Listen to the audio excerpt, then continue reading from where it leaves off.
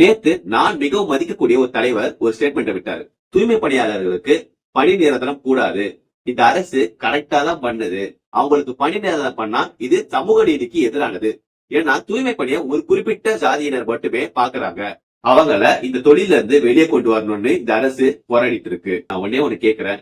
நீங்க அவங்க கூட்டணியில இருக்கிறதால தான் நீங்க இந்த ஸ்டேட்மெண்ட் இப்படி விட்டுருக்கீங்க. இதுவே இப்ப இருக்க எதிர்கட்சி ஆட்சியில இருந்தாங்கன்னா கண்டிப்பா உங்க ஸ்டேட்மெண்ட் வேற மாதிரி தான் இருந்திருக்கும். சார், இதுல எங்க இருந்து சார் ஜாதி வந்துச்சு? பாவம் சார், அவங்களோட உரிமைக்காக போராடிட்டு இருக்கும்போது நீங்க இதுல ஜாதி நுழைக்கிறது என்ன அவசியம் இருக்கு? அந்த தூய்மை பணியாளர்களுக்கு பணி நிரந்தரம் கிடைச்சா அவங்களுக்கு நல்ல நல்ல சலுகைகள் கிடைக்கும். அந்த சலுகைகள்லாம் வச்சு அவங்க குழந்தைகளை நல்லா படிக்க வைப்பாங்க. பெரிய பெரிய இடங்களுக்கு வேலைக்கு அனுப்புவாங்க. அப்புறம் எதுக்கு அந்த குழந்தைக்கு இந்த வேலைக்கு வர போறாங்க? பாவம் சார், அவங்க நம்மளுக்காக கஷ்டப்பட்டு உழைக்கிறாங்க. நம்மளே சில டைம் நம்ம வீட்டுல இருக்க குப்பைகளை அந்த நாத்தத்துக்காக சில டைம் அதை அகற்றுறதுக்கு ரொம்பவே கஷ்டப்படும். யார் யார் வீட்டு குப்பைகளையோ அவங்க அகற்றுறாங்க.